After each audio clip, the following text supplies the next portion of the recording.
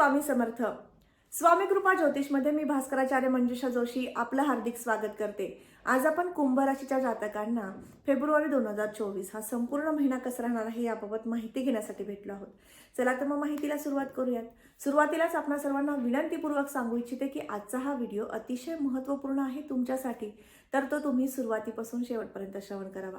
Video आवडल्यास नक्कीच व्हिडिओला लाईक करा. जास्तीत जास्त मित्रमंडळी, नातेवाईक यांना शेअर करायला अजिबात विसरू नका. तुमची कुंभ रास आहे. अतिशय बुद्धिमान, धोरणी, दूरदर्शी, दूरविचारी अशी तुमची रास. तुम्हाला एकाग्रता, एकांत खूप आवडतो. एकाग्रता प्रत्येक कामामध्ये असते तुमची आणि त्यामुळे विशिष्ट कार्यामध्ये, विशिष्ट वेळेमध्ये तुम्ही लगेच ते कार्य पूर्ण करू शकता. आता या महिन्यामध्ये तुम्हाला विशिष्ट लाभ कोणकोणत्या बाबतीत होणार आहे? शिक्षण योग, वाहन वास्तू योग, विवाह योग, या सगळ्या गोष्टीचा आपण विचार करणार आहोत. सुरुवातीला आपण पाहणार आहोत व्यक्तिमत्वाच्या दृष्टीने तुमची पत्रिका, राशी पत्रिका काय म्हणते. लग्नस्थानामध्ये शनिदेवांची रास. शनिदेव हे लग्नस्थानातून गोचर करत आहेत. अर्थात तुम्हाला कुंभ राशीतले शनी महाराज हे व्यक्तिमत्व उंचावण्यासाठी, सामाजिक कार्यामध्ये आवड निर्माण करून देणं, नातेवाईकांच्या मध्ये जास्तीत जास्त तुम्ही रममाण होणं, एखाद्या तीर्थयात्रा, धार्मिक यात्रेची सहल घडून आणणं असे शुभ संकेत दाखवतात. याचबरोबर रविदेव जेव्हा 13 फेब्रुवारी नंतर लग्नस्थानात येतील त्यावेळेस तुम्हाला थोडीशी मानसिक चिडचिड, तणाव निर्माण करून देतील. अर्थात हा महिना संमिश्र स्वरूपाचा आहे. पहिल्या पंधरवड्यामध्ये विशिष्ट आनंद प्राप्त करून देणारा आणि दुसऱ्या पंधरवड्यामध्ये थोडीशी चिडचिड वाढवणारा ठरणार आहे. राहुदेव धनस्थानात असल्यामुळे विशिष्ट कार्यासाठी खर्च सुद्धा उत्पन्न करतील. धार्मिक तीर्थयात्रा किंवा एखाद्या मांगलिक कार्यासाठी सुद्धा तुमच्याकडनं खर्च करून घेतील. अशा पद्धतीने योग आहेत. याबरोबरच पराक्रम, परिश्रम स्थानाचा विचार केला असता या महिन्यामध्ये प्रसिद्धी, कीर्ती प्राप्त करून देण्यासाठी शुभ संकेत आहेत.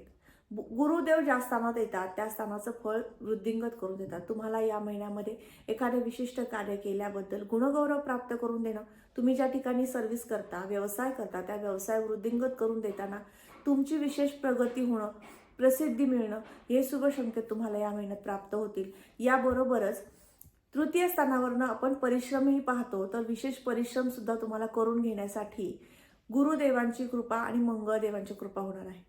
काम करायचंच आहे पण ते विशिष्ट वेळेत झालं पाहिजे असा तुमचा एक हेतू असतो आणि तो हेतू पूर्ण करण्यासाठी तुम्ही तन मन धन लावून ते कार्याला पूर्ण करण्यासाठी प्रयत्नशील असता.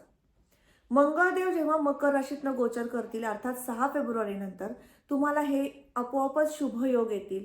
कामातला उत्साह वाढेल, उरक वाढेल. काही दिवसापासून तुम्ही 7:30 जात आहात त्यामुळे तुमचा उत्साह कमी झालाय, नैराश्य निर्माण झालंय, कुठलीही गोष्ट लगेच होत नाही म्हणून चिडचिड होतीये, कर्जाचा डोंगर वाढत चाललाय म्हणून चिडचिड होतीये.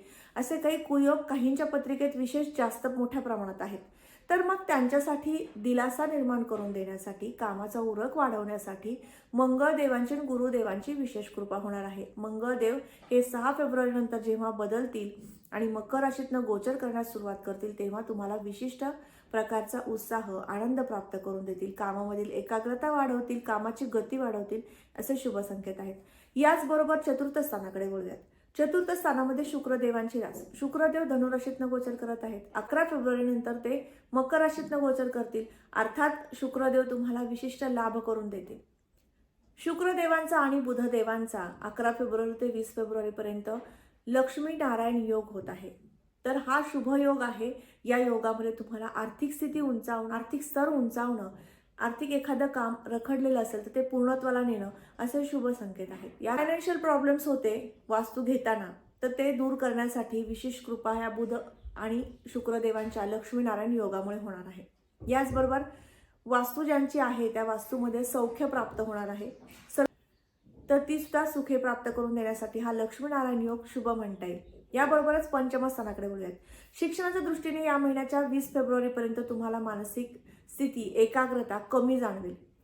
हा एक कुयोग येईल आणि याचबरोबर कोणतेही काम करताना सातत्य जे हवं आहे ते सातत्य कमी झालेलं दिसून येईल. त्यामुळे 20 फेब्रुवारी पर्यंत नवीन एखादा कोर्स जॉईन करायचा असेल तर तुम्ही तो 20 फेब्रुवारी नंतर करा. तोपर्यंत मध्यम स्थितीत आहे. त्या पुढील शिक्षणासाठी अर्थात 11वी नंतरच्या पुढील शिक्षणासाठी, कॉलेज युवक युवतींसाठी हा महिना विशेष आनंददायी आहे. शिक्षणाचा आनंद घेत तुम्ही ते शिक्षण एकाग्रतेने आत्मसात करणार आहात असे शुभ संकेत आहेत. याचबरोबर ज्यांचं सायन्स साईडने किंवा कॉमर्स साईडने शिक्षण सुरू आहे अशांसाठी विशेष कृपा मंगळदेव करतील आणि तुमचं शिक्षण पूर्णत्वाला नेतील. अर्थात हा महिना शिक्षणासाठी उत्तम म्हणता येईल. पर जे शिक्षक वृंद आहेत त्यांच्यासाठी सुद्धा हा महिना विशेष म्हणता येईल.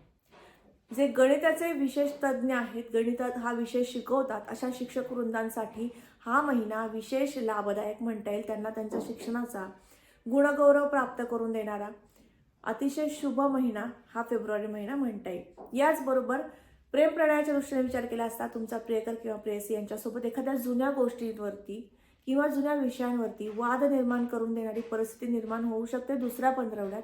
तर नक्कीच काळजी घ्यायची आहे. कुठलाही जुना विषय पुन्हा आपल्या नात्यामध्ये येऊन नातं कलुषित होणार नाही ना, या गोष्टीची विशेष काळजी घेतलीत तर नक्कीच तुम्हाला हाही महिना अतिशय उत्तम जाईल आणि तुमचं नातं हे प्रेमाचं नातं जे आहे ते विवाह बंधनात अडकण्यापर्यंतचा प्रवास अतिशय उत्तम प्रकारचा होऊ शकेल. याबरोबर षष्ठ स्थानाकडे वळूयात. आरोग्याच्या दृष्टीने या महिन्यामध्ये डोळ्यांना थोडीशी जळजळ वाढू शकते किंवा पोटाचे विकार उद्भवू शकतात, त्यामुळे खाण्यापिण्यावरती नियंत्रण ठेवा. प्रवासाचे योग शुभ आहेत, त्यामुळे तुम्हाला या महिन्यात प्रवासातनं पोटाचे विकार उद्भवू शकतात. अजीर्ण होणं, अपचन होणं असे काही कुयोग आहेत, त्यामुळे नक्कीच त्यासाठी सुद्धा विशेष काळजी घ्या. आहारावरती नियंत्रण ठेवा. याचबरोबर शत्रुत्रास तुम्हाला या महिन्यात जाणवणार नाहीत. अतिशय शुभ संकेत आहेत त्या बाबतीमध्ये. याबरोबरच सप्तम स्थानाकडे वळूयात. सप्तम स्थानावरनं तुमच्या जोडीदाराचं सौख्य पाहिलं जातं. या महिन्यामध्ये तुम्हाला तुमच्या पत्नीचं सौख्य, पतीचं सौख्य अतिशय उत्तम प्रकारचं मिळणार आहे.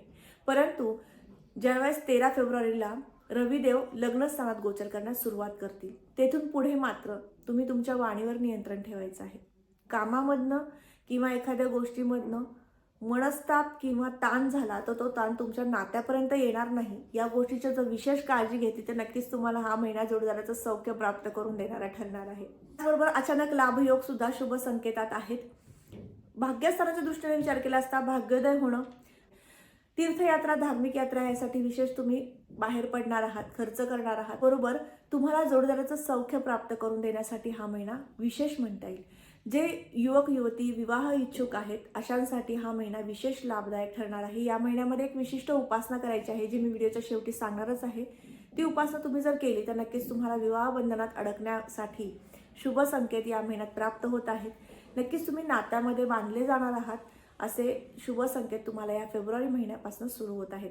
याचबरोबर कर्मस्थानाकडे वळूयात. कर्मस्थानावरून आपण करिअर पाहतो, नोकरी, उद्योग, व्यवसाय पाहतो, तर या दृष्टीने सुद्धा हा महिना विशेष लाभदायक म्हणता येईल. व्यवसायाच्या दृष्टीने विचार केला असता या महिन्यामध्ये ज्यांचे द्रवपदार्थाच्या संदर्भातील व्यवसाय असतील, हॉटेल व्यवसाय असतील, अशा व्यावसायिक वर्गाला अतिशय शुभ म्हणता येईल. त्याचबरोबर कन्स्ट्रक्शन संदर्भात व्यवसाय असतील, सिव्हिल इंजिनियर तुम्ही असाल आणि त्या क्षेत्रामध्ये तुम्ही नोकरी करत असाल किंवा व्यवसायात तुम्ही असाल तर व्यवसायामध्ये सुद्धा वृद्धिंगत झालेले शुभ संकेत तुम्हाला या महिन्यात प्राप्त होतील. व्यवसाय वृद्धीकडे तुमची एक वाटचाल करण्यासाठीचा प्रवास सुरू होत आहे या महिन्यापासून. याबरोबर लाभस्थिती तुमची या महिन्यात उत्तम राहणार आहे. आर्थिक आवक तुम्हाला वाढणार आहे, त्यामुळे विशिष्ट कार्यासाठी तुम्ही नियोजन करू शकता, खर्चाचं नियोजन करू शकता.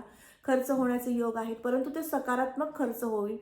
आता आपण उपासनेकडे वळूयात, कारण उपासनेची जोड दिली तर नक्कीच तुम्ही साडेसातीचा त्रास सुद्धा तुम्हाला जाणवणार नाही आणि याचबरोबर तुम्हाला महत्त्वपूर्ण कार्यामध्ये यश प्राप्त होईल.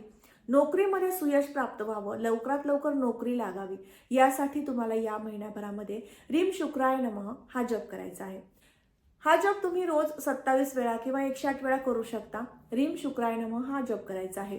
विवाह इच्छुक युवक युवतींनी या संपूर्ण महिन्याभरामध्ये गणपती स्तोत्राचं वाचन करायचं आहे, म्हणजे तुमचं विवाहाचं कार्य संपन्न होऊ शकेल, त्यासाठीचे शुभ संकेत येतील. याबरोबरच महत्त्वपूर्ण कार्यामध्ये यश संपादन करून देण्यासाठी, खर्चावर नियंत्रण राहण्यासाठी बुधदेवांचा जप करायचा आहे. रीम बुधाय नमः हा जप तुम्ही संपूर्ण महिनाभर करायचा आहे.